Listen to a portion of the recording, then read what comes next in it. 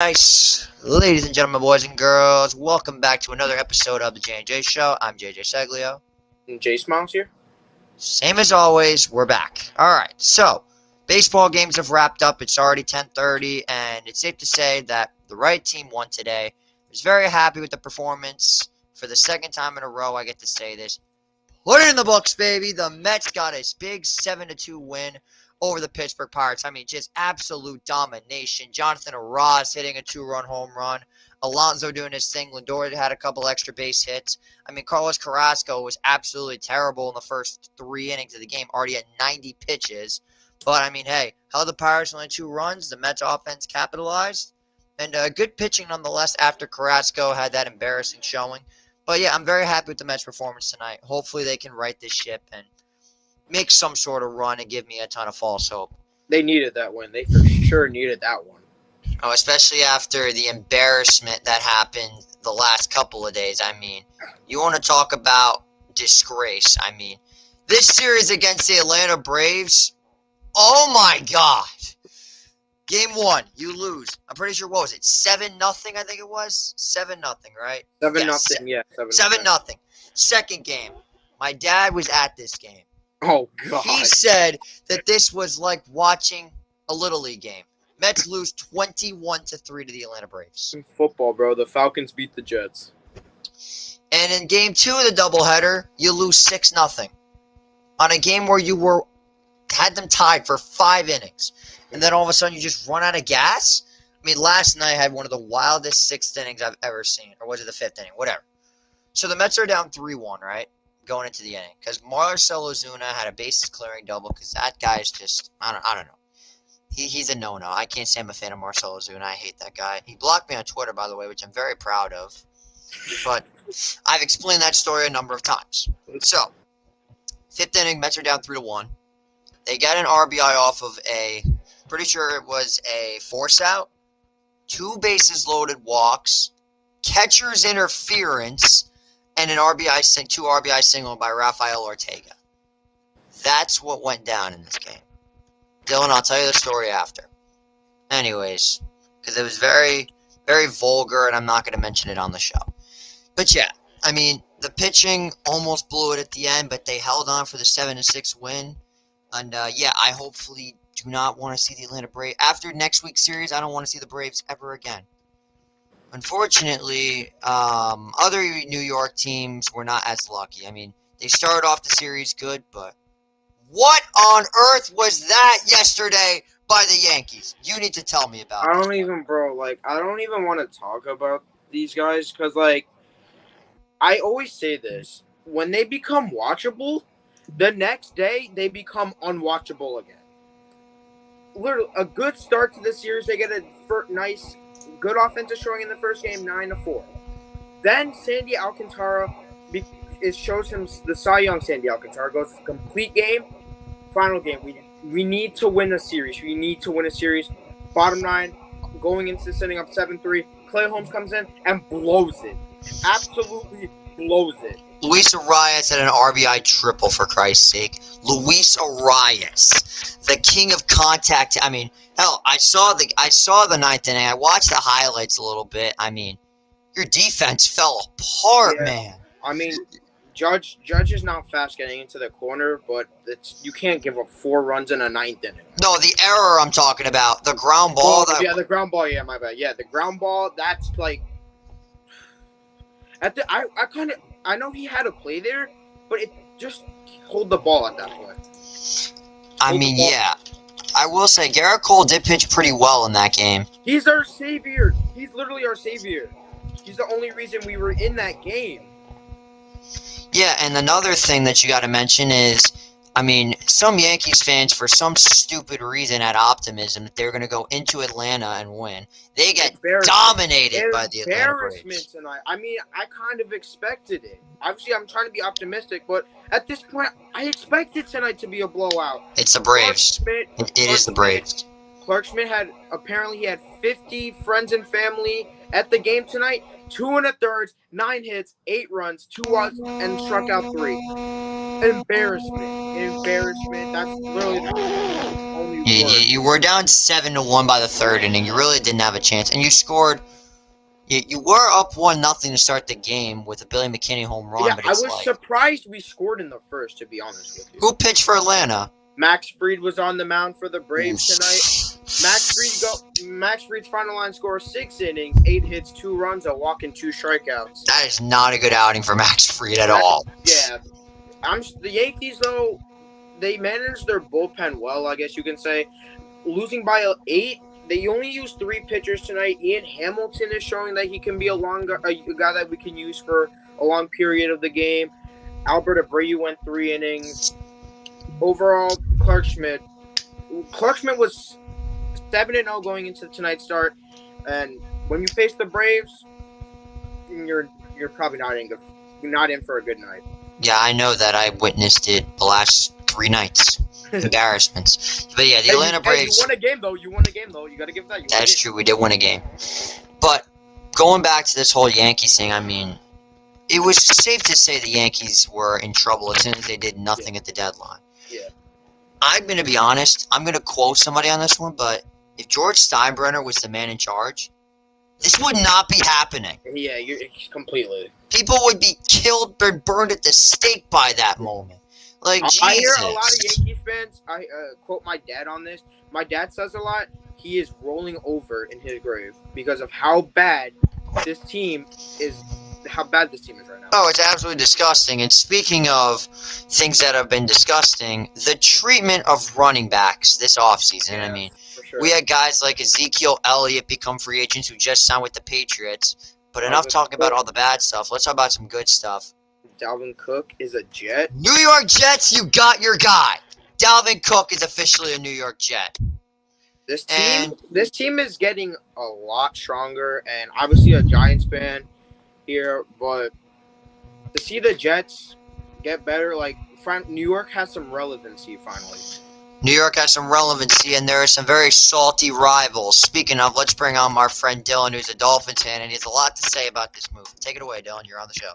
Shala, how you doing, Shala? What's up, everyone? And I don't know if salty's the right word for me, actually. I was wanting Dalvin Cook at the start of this window because he was very interested in coming to Miami. He played at Florida State. He lives in Miami in the offseason. I thought he was going to be a Dolphin for sure. Would have made sense 100%. But now that I'm looking at it, that 1-year contract, $8.5 million, just from a straight-up Dolphins perspective, I don't know if that would have been the right move for Miami. You have to pay Christian Wilkins next offseason. You have to pay Jalen Waddle, Tua. You have to pay Zach Sealer. You have to pay Brandon Jones, Javon Holland. All these players you have to pay in the next 2 to 3 years. Dalvin Cook is a quick Ramsey fix. Isn't Ramsey taking up a big chunk also? Ramsey's definitely got a big contract. Ramsey's taking money now, but in the near future, I don't expect him to be on the team. I think he's got a good 3 years in him, and then he's at the door. So Another thing I liked with the Jets is how, like, they reworked Rodgers' contract. That's a huge thing for me. That was big because they were paying, what, 75? What was it, $100-something million for 2 years? It was $1 million this year and $107 next year. Yeah, they definitely did a good job with that. They needed to do that because, again, they are also a team with a lot of young players that they need to pay soon. Quinnen Williams just got paid. That wouldn't have been possible without Rodgers restructuring. They got to pay Sauce in the next 4 years. They got to pay Jermaine Johnson, Breece Hall, everyone from that draft class. Garrett Wilson. You've got Elijah Vera Tucker. A lot of players. Potentially even Zach Wilson if Aaron Rodgers is only there for 1 year. Still got to pay. Maybe. Anyways, I feel like one thing that we haven't mentioned yet is you have to pay all these guys. You may honestly start to think, is the quarterback market going to finally start declining?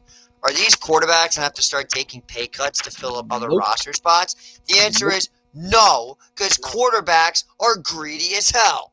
I don't know if that's the reason. I think it's because everyone knows that an offense doesn't run without a good quarterback.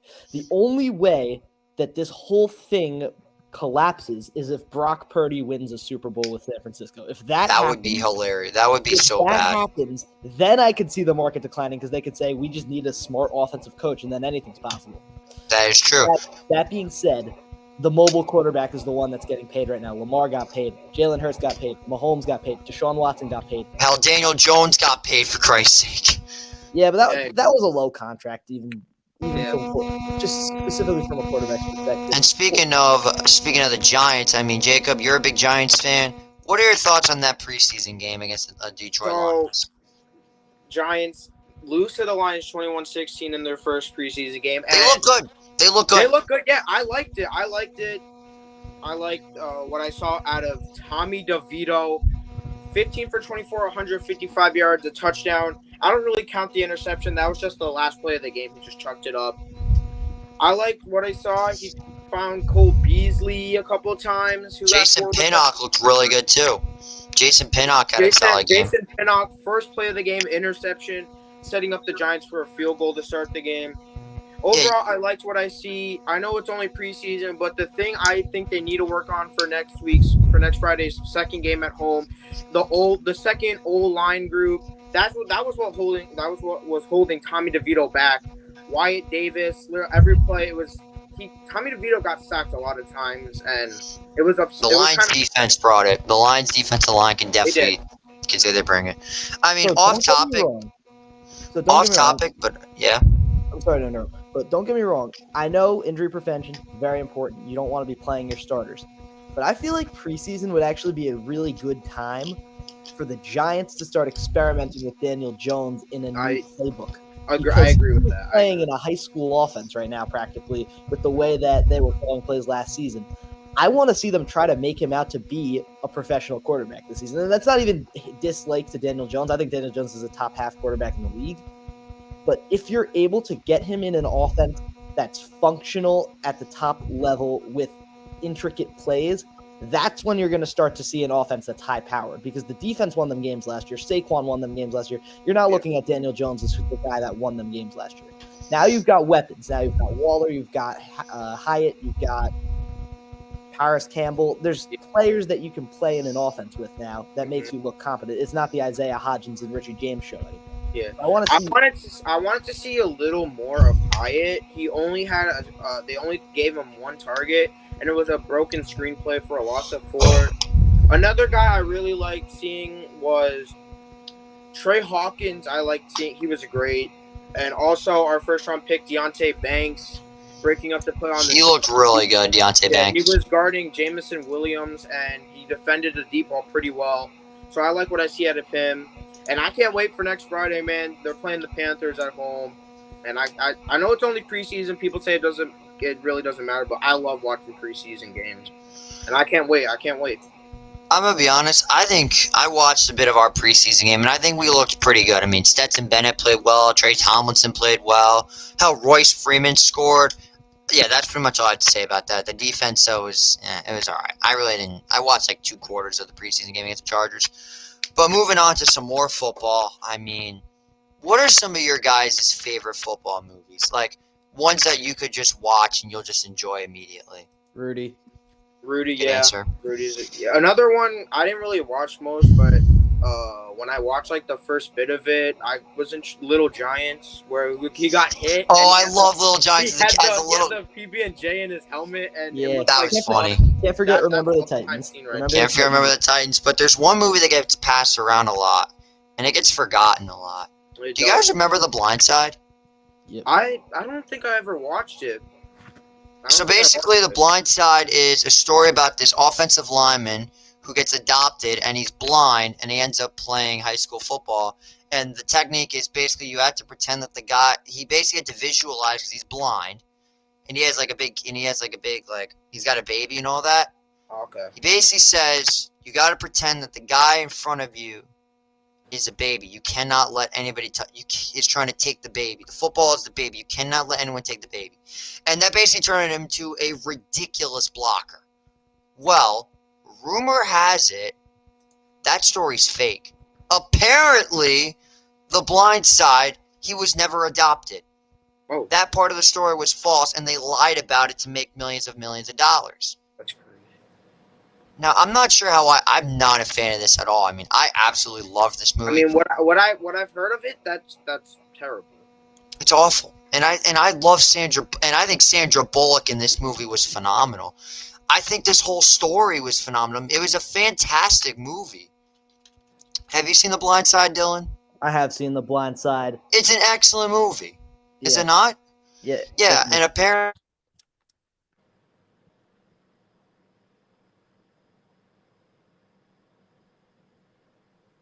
For a quick second. That'll happen. Anyways, it's an excellent movie, don't get me wrong. I mean, it was very frustrating when I was looking online and I see this. Because they just happened in court in Tennessee on Monday that there were allegations that the biggest part of the story was a lie. And apparently, Sean and Lee Allen Tohey, they're the people who adopted Michael Oher and took him into their home as a high school student, never adopted him. Apparently, sorry, I need to take a pause for a second because this is a pretty dark story.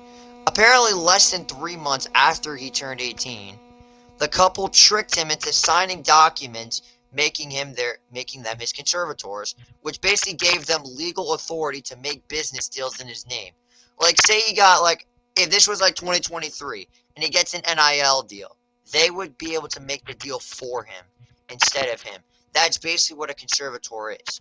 Now, this story is, again, it's a phenomenal story, but it's just absolutely disgusting how they're going to take such an amazing movie like this and just have it be fake. It's terrible. What are your thoughts on this, guys? It's obviously horrible what they did, and they have to find a way to make this right to Michael Oher, because at the end of the day, he's the one this affects the most. You have the right as an American citizen to be your own man and make what you have into a reality. And when you're forced into these contracts, it's not obviously not a common thing, but being forced into this contract in a way deprived him of one of the fundamental rights of being a citizen. So there needs to be litigation. There needs to be a process where if these allegations are true, these people are punished for their actions. But as for the movie, yeah, great movie. I mean, I think it was really good. I think Sandra Bullock did phenomenal. I think Michael Oher was a great actor. I think this whole thing was it was a masterpiece, and I see why they're comparing it with Remember the Titans, the Invincibles, the Any Given Sundays, etc., etc. And speaking, adding on to what Dylan said, when I read the article that came out this morning, it hurt me to continue reading it. That's terrible, man. It's shocking. I have nothing to say. I have no words. That's just terrible. It's despicable. You can't. The fact that they're lying about an adoption, like, I don't get why so many people have to lie about things to get attention. Like, for example, Wander Franco is apparently being charged with pedophilia because apparently some, quote, 14-year-old girl is apparently making up an allegation that they're. I think the story's BS. I don't think they were actually in a relationship. I think that she's just trying to get money. What I heard is, yes, Wander Franco will not be traveling with the Rays to San Fran. He's on the restricted list. Him and the Rays agreed to it. But what I read, I don't know if it's true or not, but apparently he didn't send her the hush money, whatever that's supposed to mean. I don't know what that means. Hush money means that you pay them to be quiet. Yeah, so I guess he didn't send her that, and she exposed him. Yeah, Dylan, are you familiar with this Wander Franco story? I'm familiar with the case. I don't want to talk about it because it's disgusting. Yeah. And if everything that's said is true, and I tend to believe it, there's nothing really to be said. It's truly unfortunate. I mean, I can't say that I'm not a fan of any sort of pedophilia. I'm not a fan of anything like that. I'm not someone who supports it. I don't ever want to talk about it. But I mean, yeah, it's amazing how so many people are trying to get so much money off of such celebrities. I mean, it's really sickening. Like in The Blind Side, for example, it hurts to see this happen. But before that I start crying a river about this Blind Side topic, I say we move on to a better subject. I mean, we got ourselves our first ever fun topic on the show. Guys, you're all big movies people, right? Yeah, a little, but yeah. I'll watch, yeah. Have you guys seen a fair share of sports movies? Yeah, definitely. Couple, yeah. What are your guys', and whoever wants to go first. Give me your guys' top 5 favorite sports movies of all time. You can throw in a few honorable mentions if you want to. Let's see. So I'm gonna start off. I don't know if I have a top 5, but You could just name 5. yeah, I have I don't have an order, but I have a top 5. So I'm gonna say Sandlot. So let's see, Sandlot, Rudy. Classic. We count Rocky as a sports. Oh, movie. 100% Rocky's a sports so movie. Are you Rocky- kidding me? Rocky, Little Giants, Classic. and Rookie of the Year. I don't know if that, but Wow. I like Wow. That is a very interesting one. So are we limiting ourselves to professional sports, or can we talk anything? No. It could be anything. Could be anything. So I'm gonna say at my 5 is gonna be Kicking and Screaming. It's a hilarious movie. I really like that movie. That movie's excellent. At my 4, I'm gonna have Remember the Titans. Good one. At my 3, it's gonna be Rudy. At I like 2, that one. it's gonna be Coach Carter. Nice. Good answer. 1, it's gonna be Rocky. Which one, though? Rocky, the original Rocky. Yeah, that's the one I was talking about. Also. Alright, I'm gonna go next. The honorable mentions on my list are the following. First honorable mention is Any Given Sunday. That movie is excellent. Al Pacino does such a good job in that movie. He's got probably the greatest pregame speech ever. My second honorable mention is Rudy. As a Notre Dame fan, Rudy does not make my top 5. As a Notre Dame fan. And my third honorable mention would be, how am I not going to go with at least one hockey movie? The Mighty Ducks. Oh, Mm. yeah, that's an all. Yeah, that's an Absolutely love the Mighty Ducks. All right. So coming in at my number 5, we have Major League. Oh, I forgot another honorable mention is Moneyball. Major League's a great play. I And like speaking that. of, as a Mets fan, we are doing the exact opposite of Moneyball. Spend as much money as we can and fail horrendously and then cut our losses and start all over again. Buying prospects. Anti-Moneyball. Yeah, we are doing the opposite of Moneyball. That's my honorable mention. So number 5, I gotta go with Major League. Rick I think- Vaughn in that movie is Charlie Sheen as Wild Thing. thing. Wild thing, you make my heart sing. Say you're in the batter's box, right? Then all of a sudden you hear that song. What are you thinking? As soon as you hear Wild Thing, I'm doomed. I'm done. as soon as he gives you that Terminator, it's over. Remember, if you get a piece of it, you can rename it. Going in my number 4 is Coach Carter. In my opinion, the best basketball movie of all time. Yep. At my number 3 is one of 2 football movies. Number 3 is going to be, hold on, now I got to think of it. This is, alright, now I'm kind of drawing a blank here because I feel like I want to say, it's not Blindside. You know what? Screw it. Any Given Sunday's on the list at number 3. At number 2 is Rocky 4. That is like, I could watch that movie 1,000 times. I like that. And then number 1 is Remember the Titans, 100%. If Remember the Titans is not number 1 on your list, what are you doing? Alright, so if we're going to go, what about, so how is Rocky 1 better than Rocky 4? Originality for the first Yeah, thing. original. Originality for the first thing. And then just the storytelling of it. It's just different.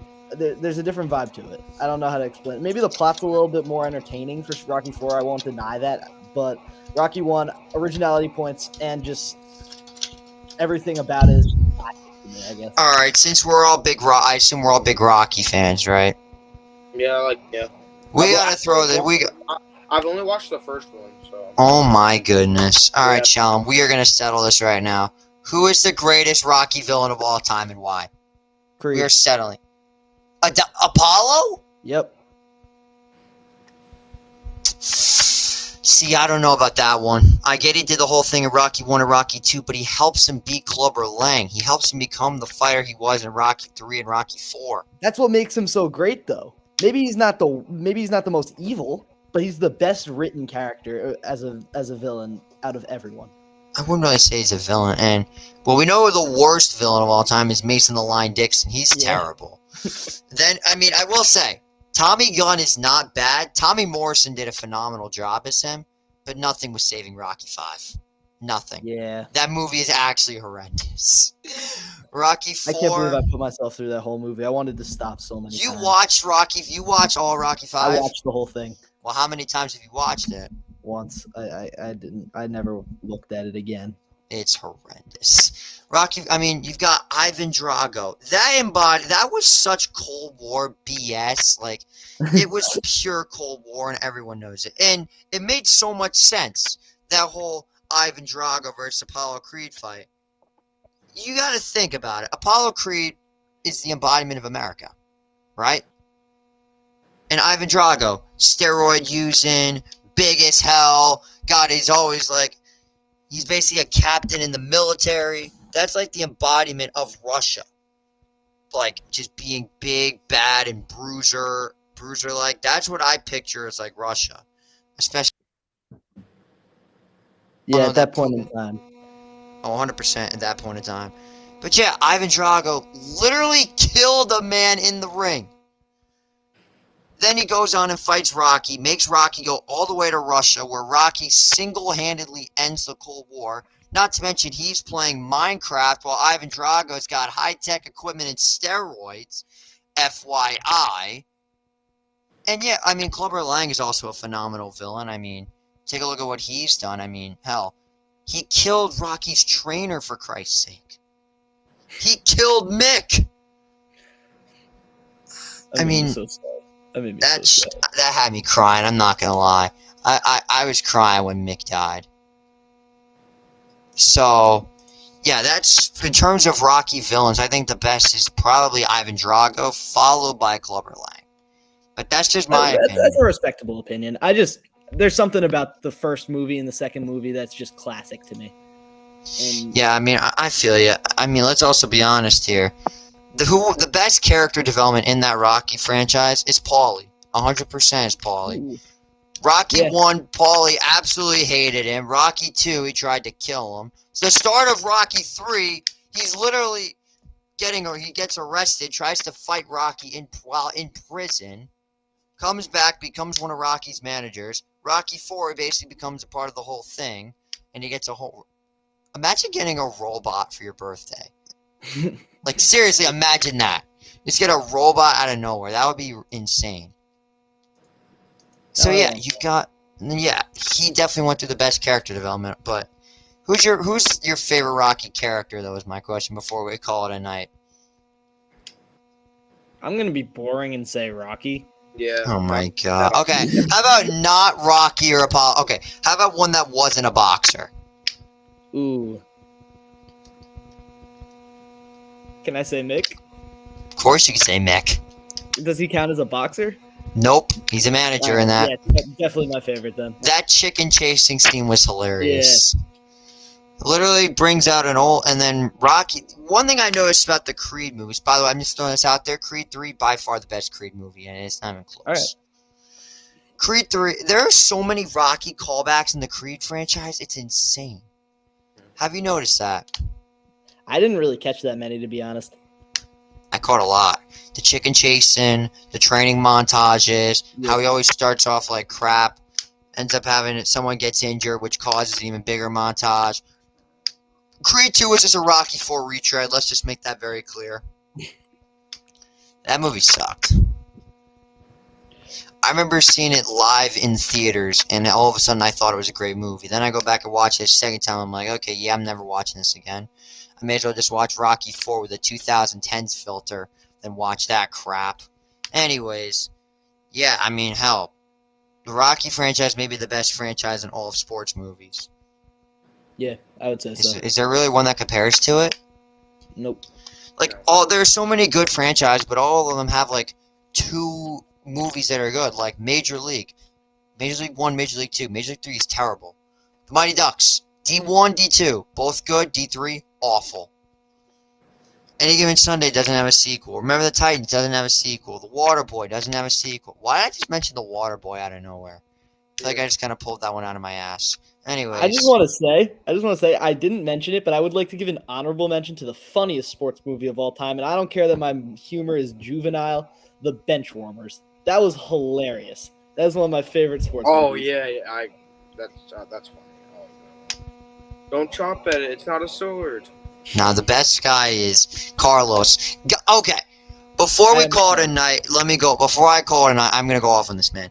This guy is at least 40 years old, has a mustache, a beard, is drinking beer in the outfield before, and then he just hops the fence, goes over to the thing, has his birth certificate that says I am 12, and has a $10 bill in the birth certificate. And he's literally smoking cigarettes, and it makes the ball disappear immediately. And the best one's like, looks like the Ghostbusters run out of gas. Yeah, that bench warmers is hilarious. Now, okay, I changed my mind. I got one last topic. Who do you guys think is like the best fictional sports athlete of all time? Not like based off true story, like best fictional. I think my answer is easy. Best fictional. Are you saying like the best at their sport, or like just the best character? My mic did not want me to give my answer, but my answer is probably gonna be. I mean, hell, I said it before. I'll say it again. Willie Mays Hayes in Major League is incredible.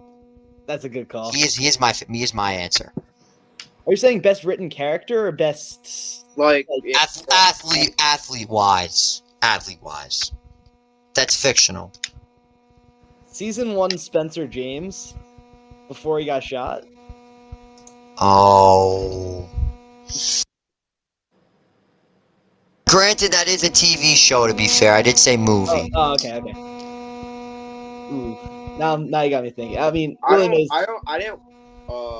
don't watch much sports, but movies. But you could say Spike you could say the Icebox from Little Giants. It's okay. That is dude. She's a monster. The Icebox. Yeah, that's true. Yeah, that's probably Becky O'Shea, bro. What a dog. I want her on my football team. She'll knock some heads.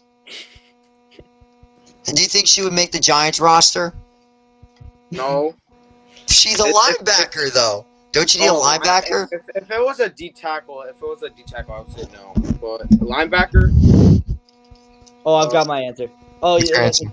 That's my TV. That's a TV show. Also. What were you gonna say? Another guy from All American? No, I was gonna say Jamie Tart from. Oh!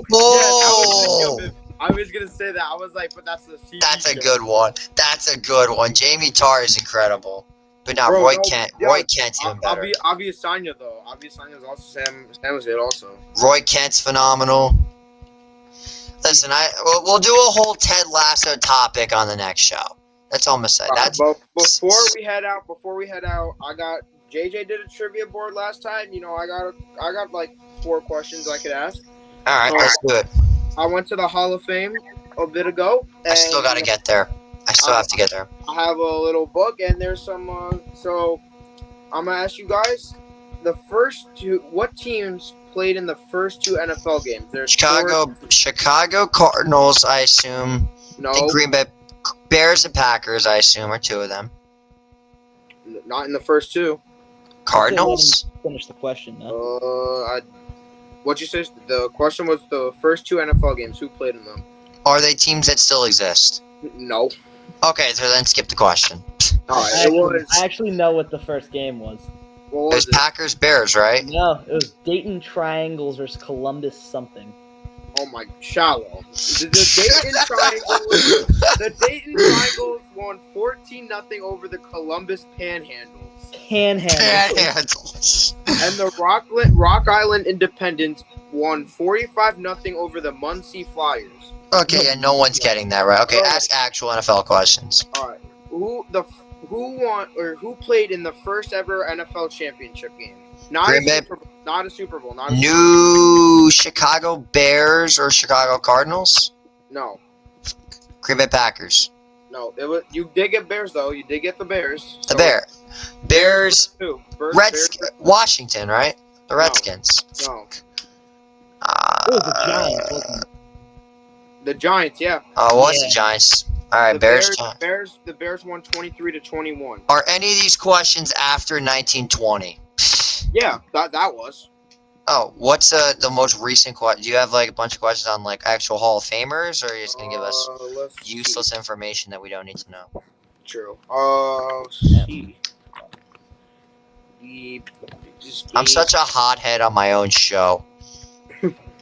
Let's see. There's no. I don't think there's anything here. So I'll just ask this last one. The first TV NFL game in 1939. Oh my gosh. I'll give you a hint. It was played at Ebbets Field. New York Giants versus Chicago Bears. No, Did I get one of the teams right? JJ. No. Where was Ebbets Field? Brooklyn. Okay. New York Giants, No. right? No. It New was York Guardians? No, baseball team. They were a football team. Then they were a baseball team. Oh, the Pittsburgh Pirates. Oh wait, no, that was a hockey team. Not gonna lie, you got me lost here. I can't. I'm New York Dodgers or something? I don't know. No. I mean, you're on the right track there. New York Giants, bro. All right, the Brooklyn Dodgers against the Philadelphia Eagles. I thought the Eagles weren't until 1960. It says here that the Dodgers won 23-14 over the Philadelphia Eagles. Okay, these questions are outrageous. Yeah, that's true. These questions are more. Right. I got one of them right. These questions are more stupider than Mad Dog Russo Super Bowl trivia, and if you think those The are. Dayton Triangles, the Columbus Panhandles, what a name. Well, that's gonna be all for us tonight. I'm JJ Seggs. He's JJ Smiles. He's Dylan Challen. Thanks for coming on as always. Of course. Have a good night, everybody. And what the fuck is a panhandle?